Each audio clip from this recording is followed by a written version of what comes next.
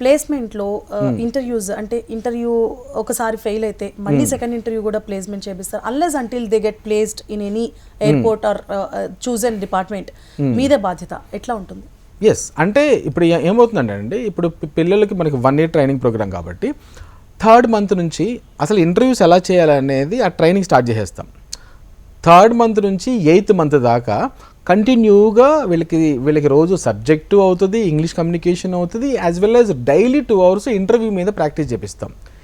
8th month తర్వాత first interview కూర్చోబెడతాం.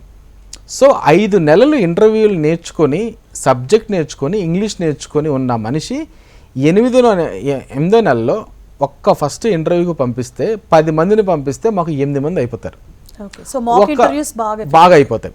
ఆ తర్వాత ఒక 2-3 ఫెయిల్ అయ్యారు కదా, రిజెక్ట్ అయ్యారు కదా, వాళ్ళని మళ్ళీ వాళ్ళలో ఏం తగ్గిందని పిల్లలకు క్లారిటీ వస్తుంది, మాకు ఫీడ్బ్యాక్ తీసుకుంటాం. కాబట్టి వాళ్ళకి మళ్ళీ ఒక 15 రోజుల నుంచి ఒక 30 రోజులు వాళ్ళకి మళ్ళీ ఒక్కసారి మళ్ళీ రీఫ్రెష్ ట్రైనింగ్ తీసుకున్నాం అనుకోండి, రిపీటెడ్ ట్రైనింగ్.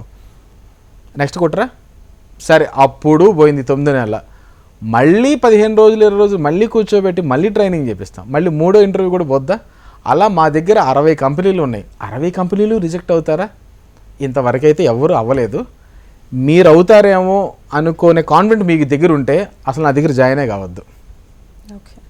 అంతే కదండి. 60 కంపెనీలు నేను 60 కంపెనీల్లోనూ నేను రిజెక్ట్ అయిపోతాను, నేను వేస్ట్ అయినా కానీ నువ్వు నాకు జాబ్ ఇప్పిస్తావా అంటే నీకే కాన్ఫిడెంట్ లేకపోతే నేను ఎక్కడ ఇప్పించను? 60 కంపెనీల్లోనూ రిజెక్ట్ అయిపోతే ఎట్లా? సో దట్ మేము ఇచ్చే ట్రైనింగ్లో ఇంతవరకు ఎవరు అవ్వాల, నువ్వు ఒక్కడవే అవుతావని మాత్రం నువ్వు అనుకోవద్దు. ఆ లో స్టాండర్డ్స్లో నువ్వు లోగా అనుకుంటే మాత్రం అది వర్కౌట్ కాదని చెప్తున్నాను. సో